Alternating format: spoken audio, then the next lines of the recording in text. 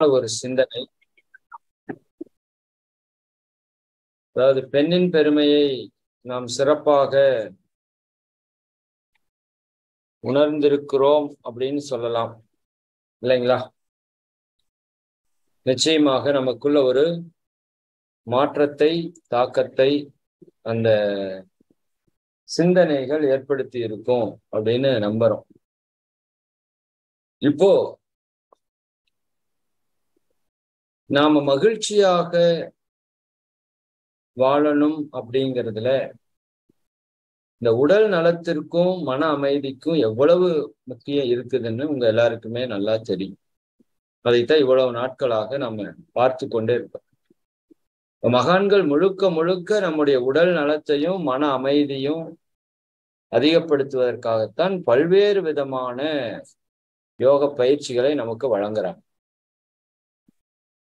அப்ப அந்த அளவிற்கு முக்கியத்துவமான சிந்தனையில இதுவும் ஒரு சிந்தனையாக மகரிஷி அவர்கள் தன் வாழ்நாள் முழுவதும் வலியுறுத்தி வந்த ஒரு சிந்தனை அப்படின்னா குடும்ப அமைதி அப்படின்னு ஒரு சிந்தனை. இன்னைக்கு குடும்பம் இல்லாத மக்களே இல்லை, சரிங்களா? எல்லாருமே குடும்பத்தோட தான் வாழணும். ஒரு சிலர் அங்க தனித்தனியா இருந்தாலும் உலகம் முழுக்க மகரிஷி அவர்கள் பயணித்திருக்கிறாங்க. 22 முறை உலகம் முழுக்க சுற்றி பயணித்திருக்கிறார்கள். எதற்காக அப்படின்னா இந்த ஒரு யோக பயிற்சியை உலக மக்கள் அனைவருக்கும் பொதுவாக அமைக்கணும் அப்படிங்கிற காரணத்தினால். அப்படி அவர்கள் சென்ற போது எல்லா நாடுகளிலும் பல குடும்பத்தை அவர்கள் பார்க்கிறாங்க. அப்ப இந்தியாவில மட்டும் இல்ல, உலகம் முழுக்க குடும்பத்திலே பிரச்சனைகளையும் பார்க்க, சண்டைகள், ஒருத்தரை ஒருத்தர் துன்புறுத்தக்கூடிய நிலை. நல்லா பாருங்க, நாம எங்க இருக்கிறோம்? ஒன்னா தொழில் செய்யற இடத்துல இருக்கிறோம், அப்புறம் குடும்பத்தில் இருக்கிறோம். ரெண்டு தானே. குடும்பத்தை மேம்படுத்துவதற்காகத்தான் தொழிலே செய்யும். அப்போ ஒரு மனிதன் தான் வாழ்கின்ற அந்த குடும்பத்திலேயே அவன் அமைதியா இல்லை, மகிழ்ச்சியா இல்லை அப்படின்னா அவன் வாழ்க்கை எப்படி நல்லா இருக்கும்? சிந்தனைக்கு எடுக்க வேண்டிய ஒரு விஷயம். ஆனா நிறைய மக்கள், நான் சொல்றேன் தியானத்தினுடைய ரகசியம் அப்படின்னு சொன்னா மக்கள் பயங்கர ஆர்வமா நிறைய கேட்கிறாங்க. சரிங்களா? பிரபஞ்ச ரகசியம்னா அதை விட தீவிரமா கேட்கிறோம். அது எல்லாமே எதுக்குன்னா இதுக்குதான். நீங்க குடும்பத்தை அமைதியா மகிழ்ச்சியா வாழறதுக்கு தான் இத்தனை விஷயத்தை நம்ம கேட்கறோம். புரிதலைங்க? ஔவையார் என்ன சொல்றாங்கன்னா, இல்லறம் அல்லது நல்லறம் அன்று அப்படின்னு சொல்றாங்க. நல்லா புரிஞ்சுக்கங்க. இல்லறம் அல்லது நல்லறம் அன்று. சரிங்களா? அப்ப அந்த இல்லறம் அப்படிங்கிறது ஒரு மிகப்பெரிய விஷயம், சாதாரண விஷயமா நீங்க எடுத்துக்கொள்ள வேண்டாம். சரிங்களா? இந்த குடும்பத்தை நடத்துவது, குடும்பத்தை கொண்டு செல்வது அப்படிங்கிறது ஒரு சாதாரண காரியம் அல்ல. பார்ப்பதற்கு ஒரு சாதாரண காரியமாக உங்களுக்கு தோன்றலாமே தவிர, ஆனால் அது அப்படி அல்ல. மகரிஷி அவங்க சொல்லுவாங்க, குடும்ப அமைதியை இழந்து பெறுவது ஞானமே ஆயினும் அதனால் பயனில்லைன்னு சொல்லிடுவாங்க. இந்த ஒரு வார்த்தை பெரிய ஆழமான ஒரு ஞான வார்த்தை. சரி, குடும்ப அமைதியை இழந்து பெறுவது ஞானமே ஆயினும் அதனால் பயனில்லை. சரிங்களா? அப்ப குடும்ப அமைதி அவ்வளவு முக்கியம் நம்ம வாழ்க்கையில. நீங்க யோசித்து பாருங்க, அதுக்கு பேர் எப்படி வச்சிருக்காங்க பாருங்க, கொடு இன்பம்.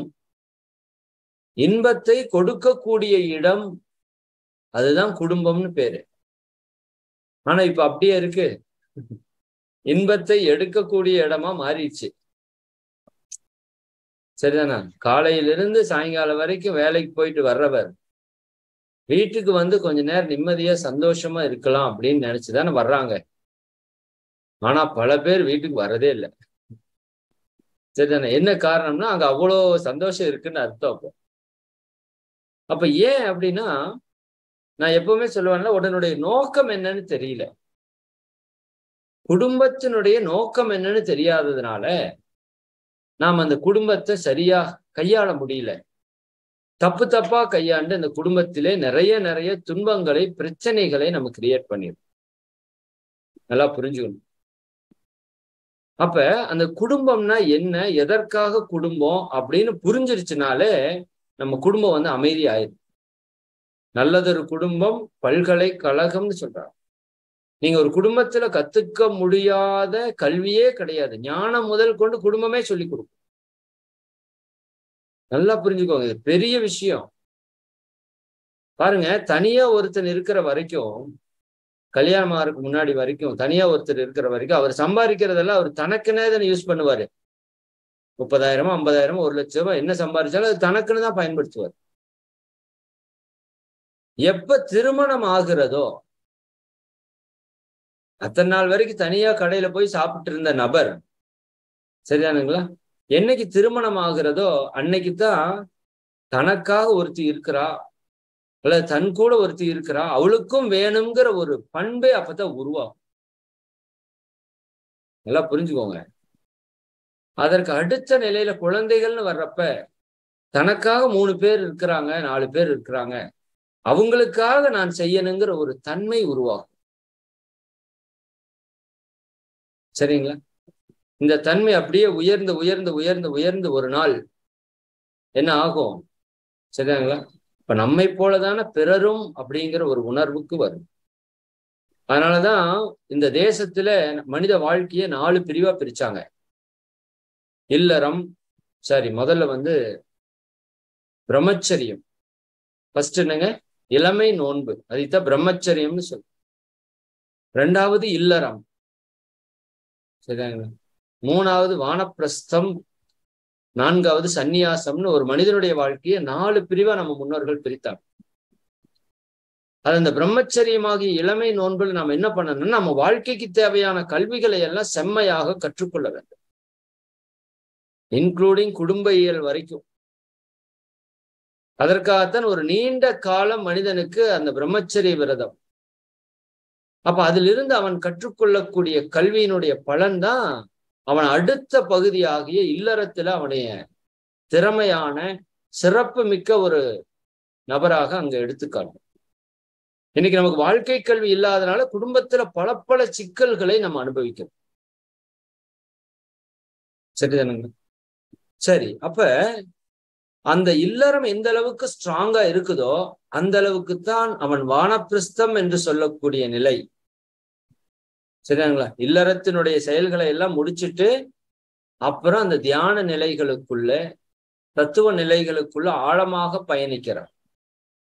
நிறைவாக அதில் முழுமை பெற்று சந்நியாச நிலை. சந்நியாசம்னா உலகத்தையே தனது குடும்பமாக பார்க்கிறது. சந்நியாசம்னா விட்டுட்டு ஓடுறதல்ல. இப்ப 4 பேர் இருக்கிறத என்னோட குடும்பமா பாக்குறேன், அப்புறம் சந்நியாச நிலையில இந்த உலகமே என்னுடைய குடும்பமாக நான் பார்க்க ஆரம்பிச்சேன். அப்போ ஒருவன் அந்த உயர்ந்த நிலையை அடையணும் அப்படின்னா அதற்கு இல்லறம் வந்து மிக மிக முக்கியமான ஒரு இடம். ஆனா இன்னைக்கு குடும்பத்தினுடைய அமைதி நிலை நீங்க யோசிக்கணும், எந்த அளவுக்கு நாம பாதுகாக்கிறோம் பராமரிக்கிறோம் அப்படின்னா அது மிக மோசமாக ஒரு சூழல் இருக்கு. நல்லா புரிஞ்சுக்கோங்க, இந்த குடும்பம் எதற்காக அமைக்கப்பட்டது அப்படின்னா நம்ம கர்ம வினைகளை எல்லாம் கழிப்பதற்காக அமைக்கப்பட்டதுதான் குடும்பம். சரிதானுங்களா? நாம பிறவி எடுத்த நோக்கம் உங்களுக்கு தெரியும். வினைப்பதிவை விடுத்து தூய்மை பெறுவதற்காக உடல் எடுத்தோம். ஆனா நிலம் மீது வந்த பின்னே என்னை மறந்தேன், எந்த வினை மறந்தேன், இறைவா உன்னை மறந்துட்டேன்னு சொல்றாரு மகரிஷி. இப்ப வந்த இடத்துல நம்ம நோக்கத்தை நம்ம மறந்துட்டோம். பாவத்தை கழிப்பதற்கு பதிலாக பாவத்தை சேர்ப்பதற்கு ஆரம்பிச்சோம். அப்ப அந்த பாவ புண்ணியங்களை கழித்தாக வேண்டுமா இல்லையா? அந்த பாவ புண்ணியங்களை கழிப்பதற்காக ஏற்படுத்தப்பட்ட ஒரு இணைப்பு தான் நமக்கு வாழ்க்கை துணை என்ற ஒரு விஷயம். நீங்க நல்லா யோசித்து பாருங்க, உலகத்துல 850 கோடி பேர் இருக்காங்கன்னா 425 கோடி ஆண்கள், 425 கோடி பெண்கள். சரிங்களா? இந்த 425 கோடி ஆண்கள் பெண்கள்ல உங்களுக்குன்னு ஒருத்தரை கொண்டாந்து இயற்கை இணைக்குதே, இது எவ்வளவு பெரிய விஷயம்னு யோசித்து பாருங்களேன். யோசித்து பாருங்க. உண்மையாலுமே ஒரு மிகப்பெரிய அதிசயம் நம்ம வாழ்க்கையில நிகழ்வதெல்லாம். சரிங்களா? அப்ப எது அந்த வாழ்க்கை துணையை தீர்மானிக்குது? உங்களுடைய கருமையம் அந்த வாழ்க்கை துணையை தீர்மானிக்கிறது. உங்களோட கருமையத்தில் இருக்கிற அந்த இறைவன் தான் உங்க கருமைய பதிவுகளை ஒட்டி உங்களுக்கான வாழ்க்கை துணையை தேர்ந்தெடுக்கிறான். நீங்க அது காதல் கல்யாணம் பண்ணாலும் சரி, அரேஞ்ச்ல மேரேஜ் பண்ணாலும் சரி, எப்படி நீங்க திருமணம் பண்ணாலும் உங்களுடைய கர்ம வினைக்கு தகுந்த மாதிரியான வாழ்க்கை துணையை இயற்கை உங்களுக்கு கொண்டு வந்து சேர்க்கிறது. எதுக்காக அப்படி சேர்க்குதுன்னா, நம்ம கர்ம வினைகளை கழித்துக் கொள்வதற்காக அப்படி சேர்க்குது. ஏன்னா நம்ம ஒரு 25 வருஷமா நல்ல கர்ம வினை கழிச்சுட்டே வந்திருந்தா சரி, நமக்கு வர்ற வாழ்க்கை துணை அருமையான வாழ்க்கை துணையா அமைஞ்சிருக்கும். நாம முதல்ல இருந்தது நிறைய பாவம், இன்னும் நிறைய பாவ வினைகளை சேர்த்திட்டே இருக்கும். அப்ப அதுக்கு தகுந்த மாதிரி தான் ஒரு வாழ்க்கை துணை நமக்கு வந்து சேருமே தவிர, சரிதானுங்க? அப்ப என்னுடைய கர்ம வினைக்கு தகுந்தாற் போலதான் எனக்கு வாழ்க்கை துணை வந்திருக்குதுங்கிறதா இதுல முதல் சத்தியம். அதை நீங்க ஒத்துக்கொண்டுதான் ஆகணும். வேற வழியே கிடையாது. வேற வழியே கிடையாது. இதைத்தான் திருமணத்தப்போ நமக்கு சொல்றாங்க. என்ன சமஸ்கிருதத்துல சொல்றதுனால நமக்கு நிறைய விஷயம் புரியல மந்திரங்கள். சரிதானுங்களா? அந்த சப்தபதி மந்திரம் என்று ஒரு மந்திரம் உச்சரிப்பாங்க. அதுல நெருப்பை அக்னியை சாட்சியா வச்சுட்டு வலம் வர்றதுக்கு முன்னாடி அந்த சப்தபதி மந்திரம், சரிங்களா? அதுல ஒரு மந்திரம் சொல்லுது, என்னுடைய கர்ம வினைகளை எல்லாம் கழிப்பதற்காக இந்த பெண்ணோடு இந்த ஆணோடு நான் இணைகிறேன். இவர்கள் மூலமாக என்னுடைய வினைப்பதிவுகளை எல்லாம் நான் தீர்த்து கொள்கிறேன். அவர்களுடைய வினைப்பதிவை கழிப்பதற்கு என்னால் முடிந்த உதவிகளை செய்கிறேன் அப்படின்னு வருதாமா. இப்படி சொன்னோம்னா யாராச்சும் கல்யாணம் பண்ணுவீங்க? சரிதானுங்க? அதனாலதான் பாருங்க, அப்படி எல்லாம் இருந்தா அவன் கல்யாணம் பண்ணாம விட்டுருவேன்னு இறைவன் என்ன பண்ணி வச்சுட்டான்? அதற்குள்ள ஒரு இன்பத்தை வச்சுட்டான். இறைவன் எப்பேற்பட்ட ஆள் பாருங்க. அதற்குள்ள ஒரு இன்பத்தை வச்சுட்டான். ஆணின் பெண்ணின் மேல ஒரு ஈர்ப்பை வைத்து அதை கட்டாயமாக செய்ய வேண்டிங்கிற ஒரு சூழலுக்கு கொண்டு வந்துட்டான். சரிதானுங்களா? பாருங்க, அந்த மகரந்த சேர்க்கை, ஒரு மலர் விரிஞ்சு நிக்குது. இந்த மலர் இன்னொரு மலரோடு என்ன பண்ண முடியாது? அதனுடைய வித்தை பகிர்ந்து கொள்ள முடியாது. தனித்தனியே இருக்கு. பாருங்க, அந்த பூவுக்குள்ள ஒரு ஈர்ப்பை வைத்து, ஒரு வாசனையை வைத்து, ஒரு வண்ணத்தை வைத்து, ஒரு இனிப்பான ஒரு சுவையான தேனை வைத்து அந்த வண்டை ஈர்க்கிற மாதிரி செய்து, இங்க இந்த வண்டு உட்கார்ந்து அடுத்த பூவுல வச்சா மகரந்த சேர்க்கை நடக்கும். அடுத்த இனம் தழைக்கிறது. அது மாதிரி மனிதனிடம் அந்த பால் உறவு அப்படிங்கிற ஒரு ஈர்ப்பையும் வைத்து இதை கட்டாயமாக செய்யவும் வச்சுட்டான் பாருங்க. சரிங்களா? அப்ப இந்த உறவு அப்படிங்கிறது மகரிஷி என்ன சொல்றாருன்னா, கணவன் மனைவி உறவு. குடும்பம்ங்கிறது கணவன் மனைவி தந்தை தாயார் குழந்தைகள் எல்லாம் சேர்ந்த ஒரு கூட்டு அமைப்பு. ஒரு கூட்டு அமைப்பு. அப்ப இதுல நம்முடைய வாழ்க்கை துணை என்பது இறைவன் கொடுத்த வரம்னு மகரிஷி சொல்றாங்க. வாழ்க்கை துணை இறைவன் கொடுத்த வரம். இன்னொரு பக்கம் சொல்றாரு, இறைவனே நம்முடைய கர்ம வினைகளை போக்குவதற்காக எடுத்த உரு நம்முடைய வாழ்க்கை துணை அப்படின்னு சொல்றாரு. நான் உங்களுக்கு முதல்லயே கர்மா தியரியில நிறைய பேசியிருக்கேன். நம்முடைய கணவரோ மனைவியோ யாரா இருந்தாலும் நமக்கு ஒரு துன்பத்தை கொடுக்கறாங்க அப்படின்னா அதற்கு காரணம் நம்முடைய கர்ம வினையே தவிர அவர்கள் அல்ல. இதை நம்ம புரிந்து கொள்ளணும். அப்ப நமக்கு அடிப்படையே புரிதல் இல்லாததுனால எதையெல்லாம் எடுத்தாலும் நம்ம அவங்க மேலேயே குற்றம் குறை குற்றம் குறை, சரி, இப்படி சொல்லி சொல்லியே பழகிட்டோம். அப்போ நீங்க நல்லா யோசித்து பாருங்க. மகரிஷி கேட்பாங்க, உங்களுக்கு யார் மேல அதிகமா கோபம் வரும் அப்படின்னு கேட்டா, உலகத்துல கல்யாணமானவங்க அத்தனை பேரும் சொல்றது என்னுடைய வாழ்க்கை துணை மேலதான் அதிகமா கோபம் வரும். என்ன ஒரு கொடுமை பாருங்களேன். சரிதானுங்களா? சரி, இந்த உலகத்திலேயே உங்களுக்கு யார் நல்லது பண்ணாங்கன்னு கேட்பாங்களாமா மகரிஷி. நல்லா யோசித்து பாருங்க. இந்த வாழ்க்கை துணை அளவுக்கு நல்லது பண்றதுக்கு ஆளே கிடையாது. அம்மா அப்பா அது வேறொரு ஒரு நிலைப்பாடு. அந்த நிலைக்கு யாருமே வர முடியாதுன்னு வச்சுக்கோங்க. அதற்கு அடுத்த நிலையில நமக்காக அம்மா அப்பா கூட பெத்ததுங்கிற ஒரு கடனுக்காகவும் பண்றாங்க. அது ஒரு விஷயம் இருக்குது. ஆனா வாழ்க்கை துணை அப்படியே இல்லையே. எங்கேயோ பிறந்து எங்கேயோ வளர்ந்து, சரிங்களா, நமக்காக ஒருத்தர் இவ்வளவு தியாகத்தை செய்கிறாருன்னா அது வாழ்க்கை துணை தவிர வேற யாரா இருக்க முடியும்? யோசித்து பாருங்க. இந்த ஜென்மால, சரியா, அந்த பெண்ணினுடைய நிலை யோசித்து பாருங்க. ஒரு வீட்டுல பிறந்திருப்பாங்க, சரியா, தேவதை மாதிரி அந்த வீட்டுல அவங்கள பார்த்திருப்பாங்க இல்லையா? ராணி மாதிரி வளர்த்திருப்பாங்க, கேட்டதெல்லாம் கிடைக்கும், சரியாங்க. அப்படி பொத்தி பொத்தி பக்குவமா கேட்டதெல்லாம் வாங்கி கொடுத்து, சரிதானா, அந்த அளவுக்கு வளர்ந்து வந்த ஒரு பெண் எவ்வளவு சுதந்திரமா இருந்திருப்பா, எவ்வளவு ஆனந்தமா மகிழ்ச்சியா இருந்திருப்பா. அந்த பெண்ணை நம்ம வீட்டுக்கு அனுப்புறாங்க அப்படின்னா அந்த பெண்ணை நம்ம எப்படி வச்சுக்கணும்னு பாருங்க. எதுக்காக அனுப்புறாங்க? நம்ம வீடு தழைக்கணும், சரியானுங்களா, இது அடுத்த ஜெனரேஷனுக்கு போகணும் அப்படிங்கிறதுக்காக அந்த பெண்ணை 20 ஆண்டுகள் வளர்த்து ஆளாக்கி, சரிதாங்களா, நம்ம கிட்ட கொண்டாந்து கொடுக்குறாங்களே, அந்த பெண்ணை எப்படி பார்த்துக்கணும் சொல்லுங்க? எப்படி பார்த்துக்கணும்? சரியா? அப்படியா பார்த்துக்கிறோம்? நம்ம அப்படியா பார்த்துக்கிறோம்? இல்லையே. அப்படி பார்த்திருந்தா தான் இங்க பிரச்சனையே இல்லையே, சரிதானா? ஆணும் அப்படியேதான், பெண்களுக்கு அதே தான் நான் சொல்றேன். 25 ஆண்டுகள் பெற்று வளர்த்து ஆளாக்கி ஒரு பையனை கொண்டாந்து உங்ககிட்ட கொடுக்குறாங்களே,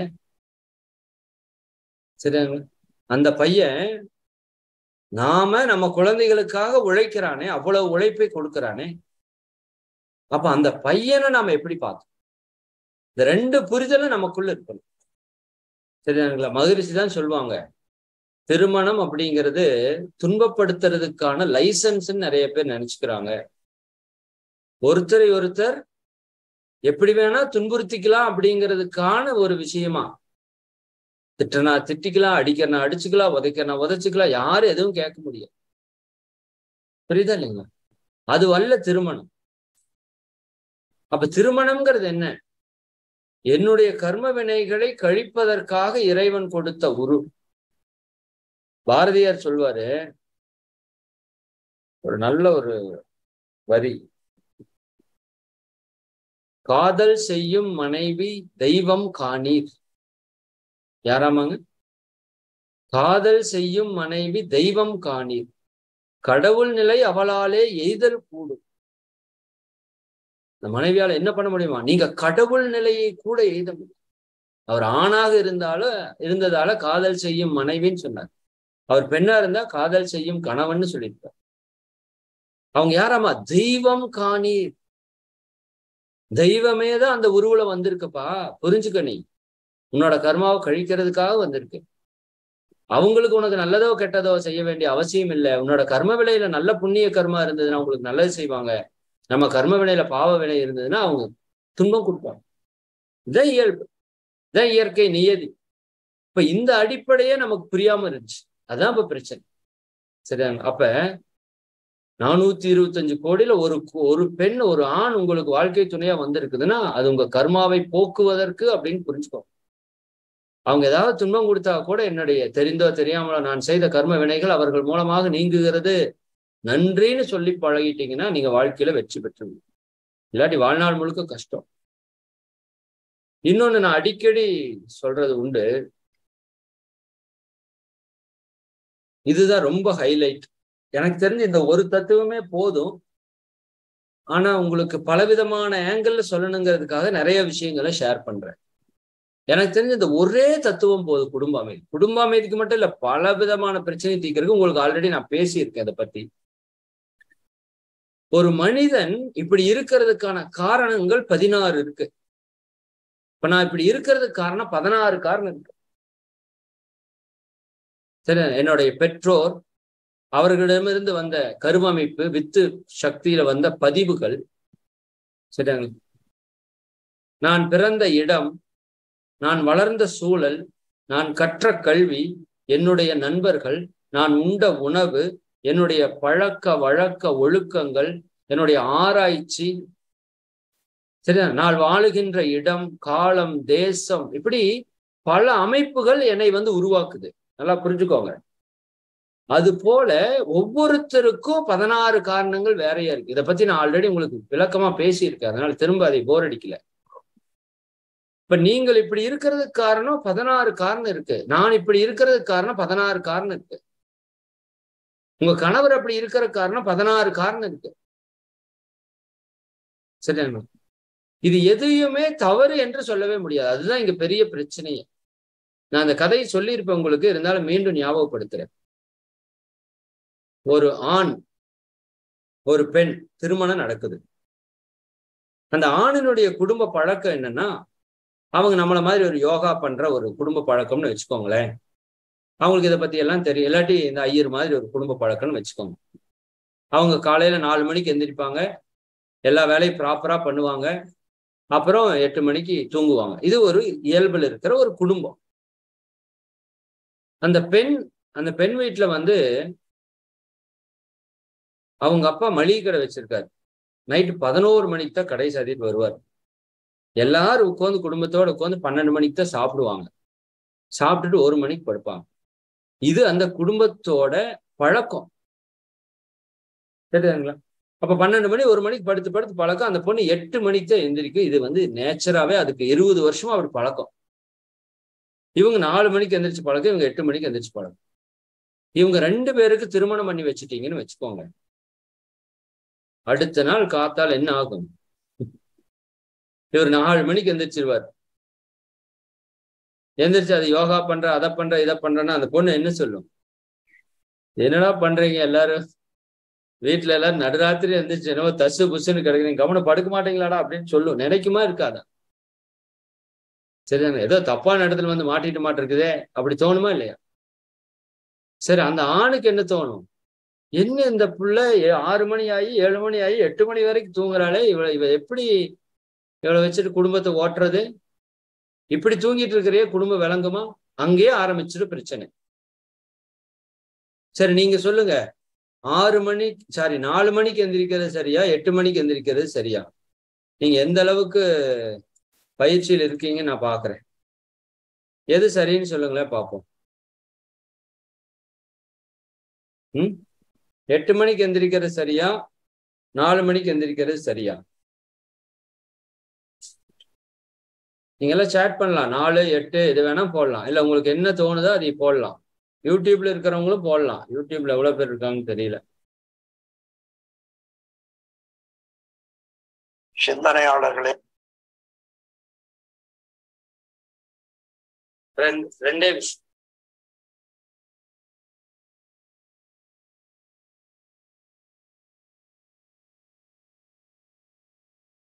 போடலாம் யூடியூப்ல. ஓகே, யூடியூப்ல ஒரு 240 பேர் இருக்கீங்க.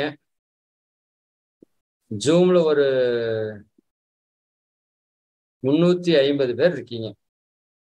500, 600 பேர் இருக்கீங்க மொத்தம். Okay, very good. நிறைய பேர் போட்டீங்க. 4 மணி யாரோ காம்ப்ரமைஸ் பண்ணிட்டாங்க. 5:30 மணி சார், 2 பேரையும் உட்கார வச்சு பேசி ஒரு 5:30 மணிக்கு கொண்டு வந்துடலாம் சார். நான் நல்லா புரிஞ்சுக்கோங்க, இயற்கையா எது நல்லதுன்னு கேட்கல, அவங்க 2 பேர் செஞ்சதுல எது சரி எது தப்புன்னு கேட்கிறேன். நீங்க 4 மணிக்கு எந்திரிக்கிறது நம்ம வாழ்க்கைக்கு நல்லதுன்னு நினைக்கிறீங்க, அது ஓகே, அதுல மாற்று கருத்து இல்லை. ஆனா நான் கேட்கறது என்னன்னா, 4 மணிக்கு எந்திரிக்கிறது சரியா, 8 மணிக்கு எந்திரிக்கிறது சரியா? 8 மணிக்கு 2-3 பேர் ஓட்டு போட்டிருக்கீங்க, பரவாயில்ல. சரிதானே? போத், ரெண்டுமே சரி, வெரி குட். இதான் நான் எதிர்பார்த்தேன். 2மே சரி என்பதுதான் சரி. எப்படி சார் 2மே சரி அப்படிங்கிறது எப்படி சார் சரின்னு சொல்றீங்க? அது எங்களுக்கு புரியலையே. நல்லா புரிஞ்சுக்கோங்க. இவரு எத்தனை வருஷமா? 25 வருஷமா 4 மணிக்கு எந்திரிச்சு பழகுன ஒரு நபர். இவருக்கு 4 மணிக்கு எந்திரிக்கிறது சரி. அந்த பொண்ணு 21 வருஷமா 8 மணிக்கு எந்திரிச்சு பழகிருக்கு. அப்ப அந்த பொண்ணுக்கு 8 மணிக்கு எந்திரிக்கிறது தான் சரி. புரியுதுங்க? அந்த அன்னைக்கு நான் பேசுறேன். அதுக்கப்புறம் அவங்க வாழ்க்கையில மாற்றம் வரணும், முன்னாடி பின்னாடி மாறணும், அதெல்லாம் வேற. முதல் நாள்ல எது சரி எது தவறு, ரெண்டுமே சரி. நல்லா புரிஞ்சுக்கோங்க. இது மிகப்பெரிய ஞானம். இந்த ஒண்ணு புரிஞ்சா போதும், உங்க வாழ்க்கையில துன்பமே வராது, குடும்பத்துல பிரச்சனையே வராது. அப்ப 4 மணிக்கு எந்திரிக்கிறது அந்த நபருக்கு, ஆணுக்கு எவ்வளவு சரியோ 8 மணிக்கு எந்திரிக்கிறது அந்த மனைவிக்கு அவ்வளவு அவ்வளவு சரி. ஏன்னா அவங்களுடைய பழக்கம் 21 ஆண்டு கால பழக்கம். அதனாலதான் மகரிஷி என்ன சொல்லுவாங்கன்னா, ஒரு கல்யாணம் ஆனதுக்கு அப்புறம் ஒரு பொண்ணு நம்ம வீட்டுக்கு வர்றாங்கன்னா குறைஞ்சது 1 வருஷத்திற்கு அவங்க கிட்ட எந்த குறையும் சொல்லாதீங்கம்பாங்க. 1 வருஷத்துக்கு மட்டும். சரிதானுங்களா? ஆனா அந்த 1 வருஷத்திற்குள்ளாக நாம படுத்துற பாடுங்கிறது கொஞ்சம் நஞ்ச பாடு இல்ல, அத்தனை பாடு படுத்திடுறோம். 1 வருஷத்துக்குள்ள எல்லாத்தையுமே முடிச்சே வச்சாரன்னு கூட வச்சுக்கோங்களேன். ஏன்னா ஓராண்டுகள் ஆகும். ஒரு பெண் ஒரு இடத்துல நின்னு அந்த இடத்த புரிஞ்சு அந்த இடத்துக்கு தகுந்த மாதிரி தன்னை மாற்றிக்கொள்வதற்கு 1 வருஷமாவது வேணுமா வேண்டாம்? ஆனா பெண்களுடைய தியாகம் பாருங்க எவ்வளவு பெருசுன்னு. அந்த வீட்டுல இருந்து இந்த வீட்டுக்கு இந்த வீட்டுக்கு தகுந்த மாதிரி முழுக்க முழுக்க தன்னை மாற்றிக்கொள்கிறார்கள். அந்த மாற்றக்கொள்ளக்கூடிய தன்மை அந்த பெண்ணுக்கு தான் இருக்கு. அதனாலதான் பெண்ணை முன்னிலைப்படுத்துறாங்க. சரியாங்களா? பெண்மை எங்க உயர்ந்து நிக்குதுன்னா, சென்ற இடத்திலே அங்க இருக்கிற அன்பர்களை பாதுகாத்து பராமரித்து பேணி காப்பதுல தான் பெண்மை உயர்ந்து நிக்குது. ஆனா இன்னைக்கு பெண்மை அப்படி இருக்குதா அப்படிங்கிறத நீங்களே கேள்வியும் கேட்டுக்கணும். சரிதானுங்களா? இன்னைக்கு குடும்பம் பிரிஞ்சு 2ஆ நிக்கிறதுக்கு பெரும் காரணமா பெண்கள் நிக்கிறத நம்ம பாக்குறோம். அப்போ பெண்ணினுடைய பெருமையை நம்ம பேசிட்டே இருக்கிறோம். ஆனா பெண்கள் இந்த இடத்துல நம்ம அந்த உணர்வுக்கு வரணும். அப்போ ஒரு குடும்பம் நல்லா இருக்குது நல்லா இல்லை அப்படிங்கிறதுக்கு காரணம் யாரு? முழு காரணம் பெண்கள் தான். சரிதானுங்களா? ஆண்களுடைய பங்கு ஒரு 10% வச்சுக்கோங்க, 90% பெண்களோட பங்கு தான். சரிங்களா? அப்ப இந்த இடத்துல என்ன நான் சொல்றேன்னா, நான் ஒரு உதாரணம் அடிக்கடி சொல்லியிருப்பேன். இப்போ நீங்களும் எனக்கு ஆப்போசிட்டா இருக்கீங்களா? நான் இப்போ 9 அப்படின்னு நீங்க எழுதுறேன், ஒரு நோட் வச்சு 9 அப்படின்னு எழுதுறேன். சரிங்களா? இப்ப நான் இங்கிருந்து சொல்றேன் இது என்ன அப்படின்னா, நான் 9ன்னு சொல்றேன். உங்ககிட்ட கேட்கிறேன் இங்க என்ன தெரியுது என்ன இருக்குதுன்னு கேட்டா நீங்க 6ன்னு சொல்றீங்க. இல்ல நான் 9ன்னு சொல்றேன், இல்ல நீங்க 6ன்னு சொல்றீங்க. எது சரி? ரெண்டுமே சரி. சரிங்களா? உங்க நிலையில நின்னு பார்த்தா 6 சரி, என் நிலையில நின்னு பார்த்தா 9 சரி. அப்படி அவங்கவுங்க நிலையில நின்னு பார்த்தா அவங்கவுங்க நிலையில எல்லாமே சரி அப்படின்னு நம்ம புரிஞ்சுக்கிட்டாலே நம்ம லைஃப்ல பிரச்சனையே கிடையாது. இப்போ மகரிஷி அழகா சொல்லுவாங்க, இப்ப நான் நினைச்ச மாதிரியே நீங்க நினைக்கணும் அப்படின்னு நினைக்கிறது தான் எல்லா பிரச்சனைக்கும் அடிப்படை. நான் நினைச்ச மாதிரியே நீங்க நினைக்கணும். அப்படி நினைக்க முடியுமா? சத்தியமா வாய்ப்பே கிடையாது. ஏன்னா 2 பேருடைய 16 காரணம் வேறையா இருக்கிறதுனால 2 பேருக்குமே மிகப்பெரிய கருத்து வேறுபாடு இருந்துட்டே தான் இருக்கு.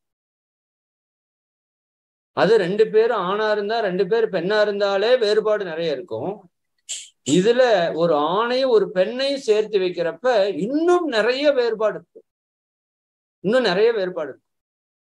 நான் போன வகுப்புல கூட சொன்னேன், ஒரு பெண்ணிற்கு பேசிட்டே இருந்தா எனர்ஜி வருமாமா, ஒரு ஆணிற்கு அமைதியா இருந்தா எனர்ஜி வருமாமா. இந்த 2ஐயும் கனெக்ஷன் பண்ணி வச்சா எப்படி? புரிதல் இருந்துருச்சு அப்படின்னா அந்த பெண்ணு பேசினா சந்தோஷப்படுவாங்க, ஆண் பேசாம இருந்தா சந்தோஷப்படுவாங்கன்னு 2 பேருக்கு தெளிவா தெரிஞ்சிருச்சுன்னா இந்த ஆண் கொஞ்ச நேரம் பேசுறதுக்கு முயற்சி பண்ணி அந்த பெண்ணை மகிழ்ச்சியா வச்சுக்கலாம். அந்த பெண் கொஞ்ச நேரம் பேசாம இருக்கிறதுக்கு முயற்சி பண்ணி அந்த ஆணை மகிழ்ச்சியை வச்சுக்கலாம். இது புரியலன்னா என்ன ஆகும்? இது புரியலன்னா சண்டை தான். முதல் சண்டையே எதுல வரும்னா, எங்க வீட்டுக்காரர் என்கிட்ட எதையும் பேசுறது இல்லை, எங்க வீட்டுக்காரர் என்கிட்ட எதையும் கொடுக்கறது இல்லை, எதையும் சொல்றது இல்லை. புரியுதா இல்லைங்களா? இதுலதான் ஆரம்பிக்கும். அது அவரோட இயல்புன்னு யாருக்குமே தெரியாது. சரிதானுங்களா?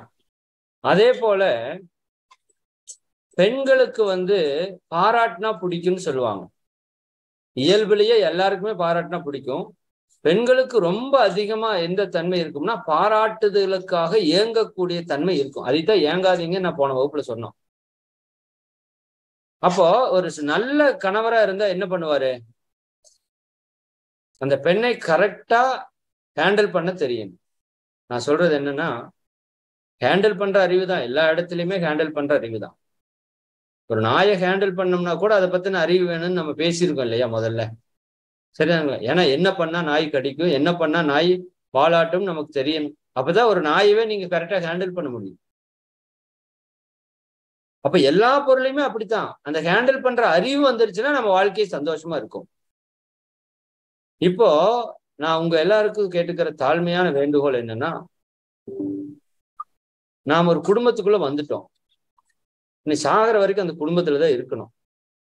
வேற வழி எல்லாம் கிடையாது. வெளிநாடு மாதிரி மாத்தி எல்லாம் போக முடியாது. அப்ப அந்த குடும்பத்துக்குள்ள இருக்கிற ஒரு 4 பேர் இருக்காங்க இல்லைங்களா? அந்த 4 பேருடைய தன்மை என்னன்னு நீங்க கண்டுபிடிச்சாகணும். சரியான? என்னுடைய கணவருக்கு என்ன பிடிக்கும், என்ன பிடிக்காது, அது ஒரு மனைவிக்கு தெரிய வேண்டிய வாழ்க்கைக்கான முதல் செய்தி அதுதான்.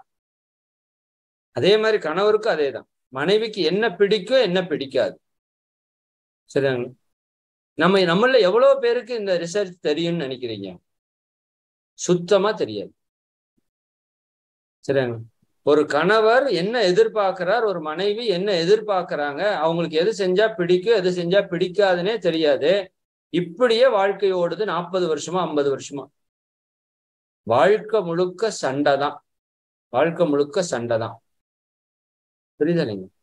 அப்ப இந்த ஒரு புரிதல் நமக்குள்ள வரணும். இன்னைக்கு உங்களுக்கு எல்லாம் ஹோம்ஒர்க் ஒண்ணு வேணா நான் கொடுக்குறேன். என்ன ஹோம்ஒர்க்? நம்ம வீட்டுல இருக்கிறவங்களோட கேரக்டர் நீங்க முதல்ல எழுதணும்.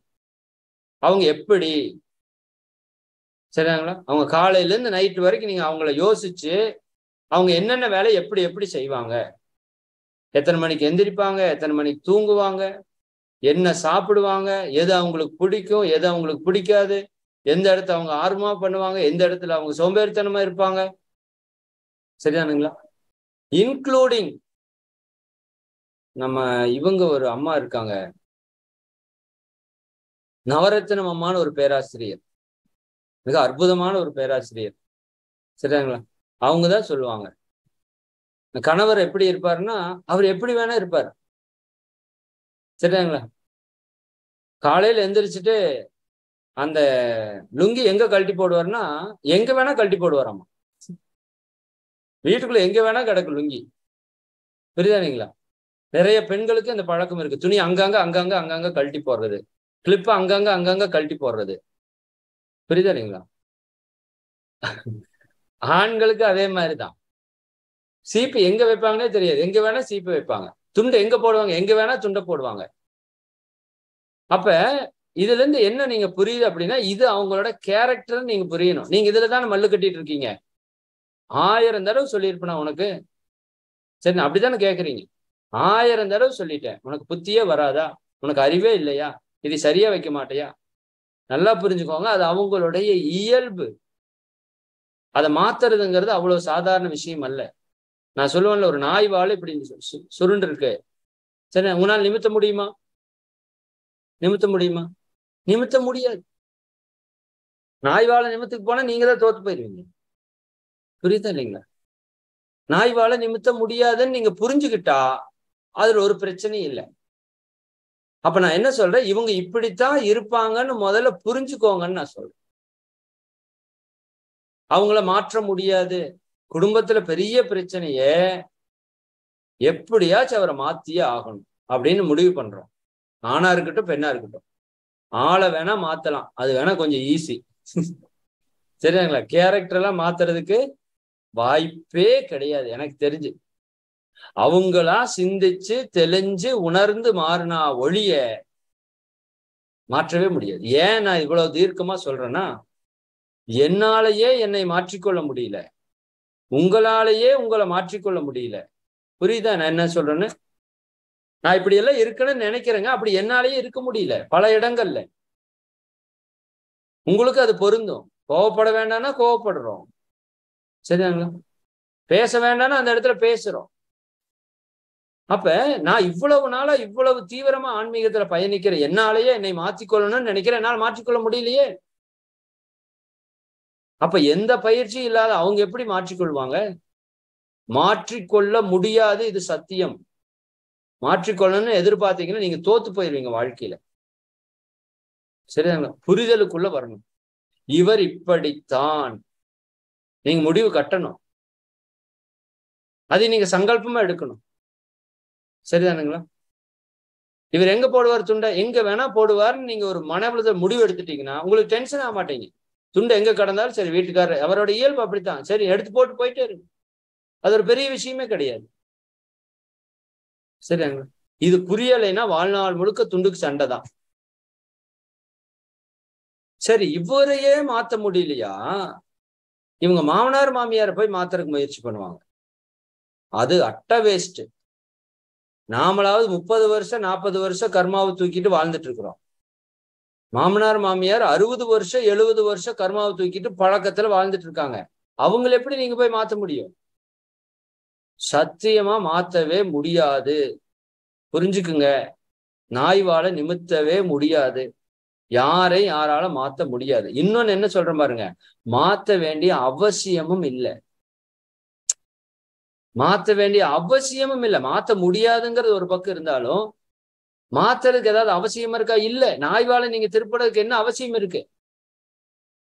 அதை புரிஞ்சு ஏற்றுக்கொண்டீங்கன்னா போதும், அவ்வளவுதான். சரிங்களா? அப்ப நீங்க நல்லா புரிஞ்சுக்கோங்க, யாரையும் மாற்ற முடியாதுன்னு புரிஞ்சுக்கிட்டாலே குடும்பத்துல அமைதி வந்துடும். குடும்பத்துல அமைதி வரும். மகரிஷி சொல்லுவாங்க, மிக அழகா சொல்லுவாங்க, சரிதானா? குடும்ப அமைதிக்கு ஒரு 3 விஷயத்தை நீங்க தவிர்த்துக்கோங்க அப்படின்னு சொல்லுவாங்க. என்னன்னா, குறை சொல்லக்கூடாது, ஃபர்ஸ்ட் விஷயம். ஆனா இதெல்லாம் பெரிய கஷ்டமான டார்கெட்டு. ஆனா இது இல்லாம குடும்ப அமைதி சாத்தியம் இல்லை. நம்ம தொட்டதுக்கெல்லாம் குறை பேசி பழகி இருக்கிறோம், எதுக்கெடுத்தாலும் குறை. சரியாங்களா? குறை பேசுனீங்க அப்படின்னா நிச்சயமா குடும்பத்துல அமைதி இருக்காது. முடிஞ்சா நிறைய பேசுங்க, இல்லாட்டி விட்டுருங்க. சரியானுங்களா? ரெண்டாவது, ஆர்டர் போடுறது, கமாண்ட் பண்றது, நீ அதை செய்ய, நீ இதை செய்ய.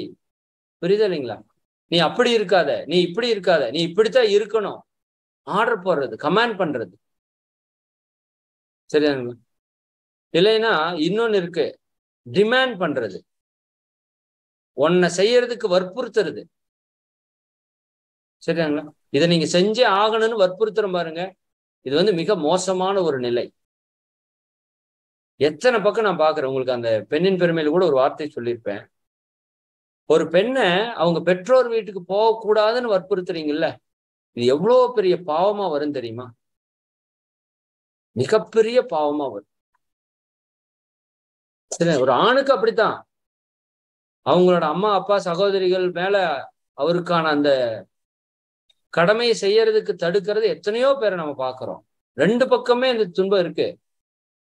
இப்படி நீங்க அந்த துன்பத்தை அதிகரிக்க அதிகரிக்க அந்த பாவ வினைகள் சாப வினைகளாக மாறி நம்மளை துன்புறுத்தும். அதான் மகிழ்ச்சி சொல்றாங்க, அன்பு ஊற்றாம் இல்லறத்தில் ஆண் பெண் இருபேரும் அவரவர்கள் துணைவர்களை மனம் வருந்த செய்தால் என்னாகும்? துன்ப உணர்வுகளை எழும்பி தாக்கியோரை தாக்கும். சரிங்களா? நீங்க ஒருத்தர் மன வருத்தப்படுத்துறீங்கன்னா பாவம் பிடிக்குன்னு சொல்றோம்ல, அது யாரையே நம்ம மன வருத்தப்படுத்துறோம்? நமக்காகவே யாரு வாழ்றாங்களோ அவங்களையே மன வருத்தப்படுத்துறோமே. அப்ப அது எவ்வளவு பெரிய சாபமா மாறுன்னு பாருங்க, எவ்வளவு பெரிய சாபமா மாறும். தொல்லை தரும் நோய்களாக மாறும்னு சொல்றாரு. இந்த சாபம் என்னமாகுமாமா? தொல்லை தரும் நோய்களாக, பிரச்சனைகளாக மாறும். இதுதான் நம்ம குடும்பத்துல எவ்வளவு பிரச்சனைக்கு காரணம். ஒருத்தர் மாத்தி மாத்தி சண்டை போட்டு பாவத்தை சேர்த்து சேர்த்து சேர்த்து சேர்த்து அந்த பாவத்துக்கு பிறக்கிற குழந்தைகள் எப்படி இருக்கு? பாவமா தான் இருக்கு. நல்ல குழந்தைகள் அங்க வர்றதுக்கு வாய்ப்பே கிடையாது. சரிதானுங்களா?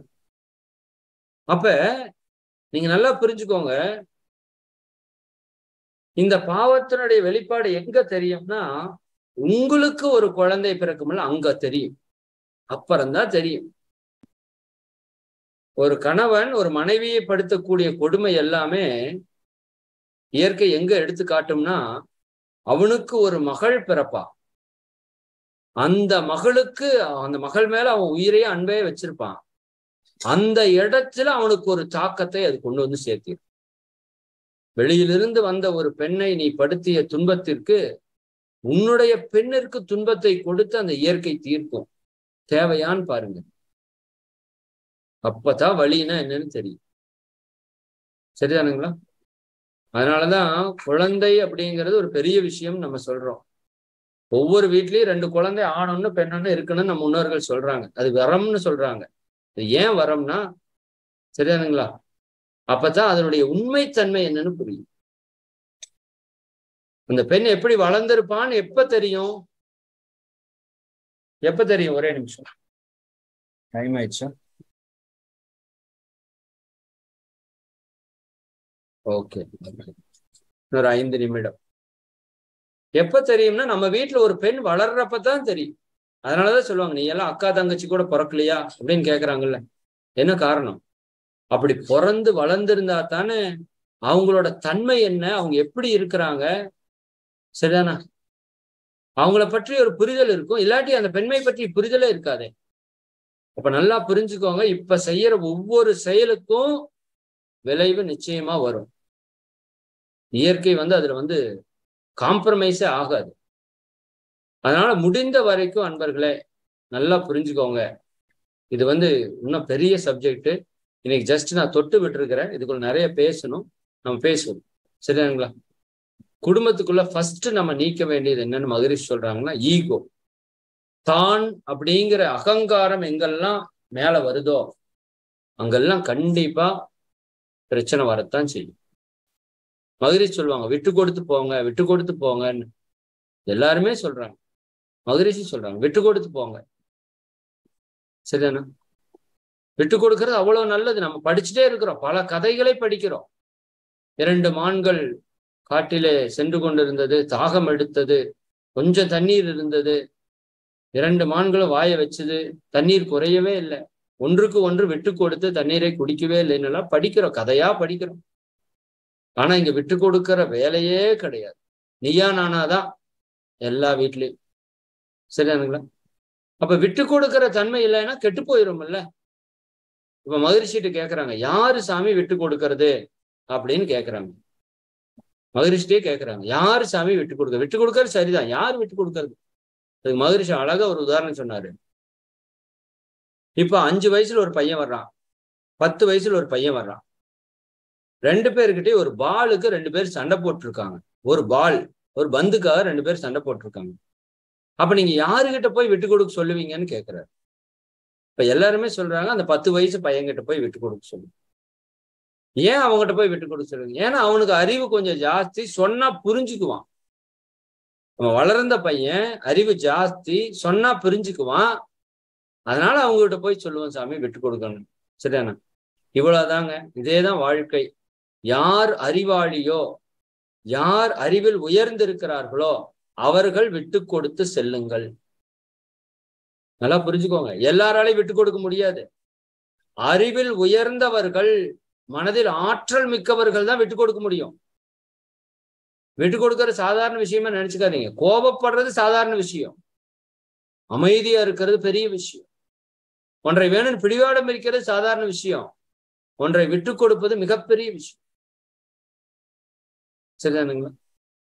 அப்ப விட்டு கொடுத்து வாழணும். யார் விட்டு கொடுத்து வாழணும்? யார் அறிவில் உயர்ந்திருக்கிறீர்களோ நீங்கள் விட்டு கொடுத்து வாழுங்கள். மாதிரி சொல்றேன், நீங்களே முடிவு பண்ணிக்கோங்க, நீங்க அறிவாளியா முட்டாளா என்று. விட்டு கொடுப்பவர் தான் அறிவாளி.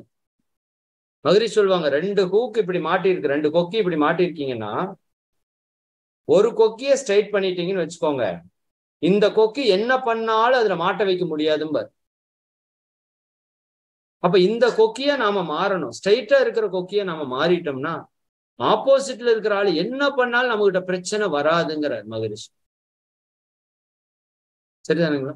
அப்ப அந்த அளவிற்கு நாம அறிவில் உயர்ந்து நிக்கணும். புரிதல் தானே நம்ம சொல்றோம், மீண்டும் மீண்டும் புரிதல் தானே சொல்றோம். சரியான அந்த உறவு தெய்வீக உறவு, கணவன் மனைவி உறவு தான் உலகத்திலே மிகச்சிறந்த தலை சிறந்த உறவு. அதுக்கு மேல எதுவுமே கிடையாது. சரிதானுங்களா? அப்ப அந்த உறவு எப்படி இருக்கணும்னு சொல்றாரு, நட்பு உணர்வுலே இருக்கணும்னு சொல்றாரு. ஒரு நண்பர்கள் போல இருக்கணும்னு சொல்றாங்க. அதனாலதான் லைஃப் பார்ட்னர்னு தான் நான் உங்களை சொல்றோம். வாழ்க்கைக்கு அடிமை இல்லை, வாழ்க்கைக்கு துணை, லைஃப் பார்ட்னர். ஒரு நண்பர்கள் எப்படி இருப்பாங்களோ அப்படி இருந்தோம்னா அந்த வாழ்க்கை அருமையா இருக்கும், மகிழ்ச்சியா இருக்கும். சரிங்களா? அது இல்லாம ஒருவருக்கொருவர் நம்ம எதிர்த்து போராடிட்டு இருக்கிறோம் அப்படின்னா ரொம்ப தொந்தரவு தான். சரி, காலம் கருதி நம்ம நிறைவு செய்வோம். நிறைவுல சொல்ற செய்தியை மனதில் ஆழமா வைத்துக் கொள்ளுங்க. குடும்ப அமைதிக்கு மிக மிக முக்கியமான ஒரு மந்திரத்தை மகரிஷி என்ன கொடுத்திருக்காங்கன்னா, வாழ்க்கை துணையை நினைந்து நாளொன்றுக்கு 25 முறை வாழ்த்துங்கள்னு சொல்றாரு.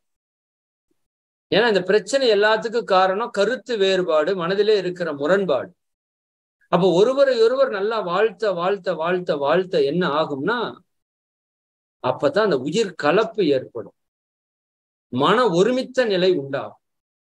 சரியாங்களா? ஒருத்தர் மேல இருக்கிற கருத்து வேறுபாடு மறையும், சினம் குறையும், ஒருவருக்கொருவர் உள்ள அன்பு அதிகரிக்கும். அப்ப அந்த குடும்பம் மகிழ்ச்சியாக இருக்கும். சரிங்களா? அப்ப நம்ம குடும்பம் அமைதியா இருந்தால் மட்டுமே நம்முடைய குழந்தைகள் இல்லற வாழ்க்கை சிறக்கும். சரி, நம்மளை பார்த்தானே ரோல் மாடல் தான் நம்ம குழந்தைங்க. நம்ம குழந்தைய சொல்றதெல்லாம் செய்யாது, செய்யறதை பார்த்து அப்படியே செய்யன்னு சொல்லுவாங்க. எந்த குழந்தையும் நல்ல குழந்தை தான் மண்ணில் பிறக்கையில், அவர் நல்லவராவதும் தீயவராவதும் அன்னை வளர்ப்பினிலேன்னு ஏன் சொல்றாங்க அப்படின்னா, இந்த அம்மாவுக்கு பெரும் முக்கியத்துவம் இருக்கு, தந்தைக்கும் அதுல பங்கு இருக்கு. 2 பேரையை பார்த்துதான் அந்த குழந்தைகள் வளர்றாங்க. அப்ப நீங்க உங்க வாழ்க்கை நல்லா இருக்கிறதுக்காக நீங்க சந்தோஷமா அமைதியா இருங்க, விட்டு கொடுத்து போகணும்னு கூட சொல்லல. நம்ம குழந்தைகளுடைய வாழ்க்கை நல்லா இருக்கணும்னா கூட நம்ம விட்டு கொடுத்து அமைதியா தான் போயோம். புரியுதா இல்லைங்களா? அப்ப இது எல்லாம் கருத்துல எடுத்துக்கொள்ளுங்க. உங்களுக்கு ஒரு ஹோம்ஒர்க் கொடுத்துருக்கேன், அதை தயவு செஞ்சு பண்ணிட்டு வாங்க. அடுத்த வகுப்புல இன்னும் பல நுட்பங்கள் இருக்கு. இன்னைக்கு என்னவோ எனக்கு உரை அந்த அளவுக்கு ஸ்ட்ராங்கா வந்த மாதிரி தெரியல. சரிதானுங்களா? ஏன்னா நான் நிறைய கருத்துக்கள் சொல்லணும்னு நினைச்சதுல ஒரு 10-15% தான் வந்தது. ஏன்னா அது அப்படியே இயல்பா போச்சு. சரி, அது ஒவ்வொரு நாளைக்கு ஒவ்வொரு மாதிரி இருக்கும், யாருக்கு என்ன தேவையோ அப்படி வரும்னு வச்சுக்கோங்க. ஆனா அடுத்த வகுப்பு உங்களுக்கு குடும்ப அமைதியா இருக்காது. அடுத்த வகுப்புல உங்களுக்கு அந்த கண்ணாடி பயிற்சிக்கான விளக்கம் நம்ம கொடுக்கணும். ஜீவகாந்த பெருக்க பயிற்சியில் இன்னொரு பயிற்சி இருக்குல்ல, கண்ணாடி பயிற்சிக்கான விளக்கம் கொடுக்கணும். நான் யாருன்னு ஒரு மிகப்பெரிய தத்துவம் இருக்கு, அதை பேசணும். இந்த 2ஐயும் பேசிட்டு தான் குடும்ப அமைதி கண்டினியூ பண்ற மாதிரி இருக்குன்னு நினைக்கிறேன். அதனால பார்த்துக்கலாம். அடுத்த வகுப்புல நம்ம இன்னும் கொஞ்சம் டீப்பா கொடுக்கறதுக்கு முயற்சி பண்ணுவோம். சரிங்களா? மிக்க மகிழ்ச்சி. அனைவருக்கும் நன்றி. அனைவரும் வாழ்த்தி நம்ம நிறைவு செய்வோம். வாழ்க வளமுடன், வாழ்க வளமுடன். அனைவரும் அருட்பேராற்றல் கருணையினால் உடல் நலம், நீலாயுள், நிறை செல்வம், உயர் புகழ், மெய்ஞானம் ஓங்கி, இறை உணர்வு, அறநெறி, கல்வி, தனம், தானியம், இளமை, வலிவு, துணிவு, நன்மக்கட்பேர், அறிவில் உயர்ந்தோர் நட்பு, அன்புடைமை, அகத்தவம், அழகு, புகழ், மனித மதிப்புணர்ந்து ஒழுகும் பண்பு, பொறையுடைமை எனும் பேர் 16 பெற்று பெருவாழ்வு வாழ்க.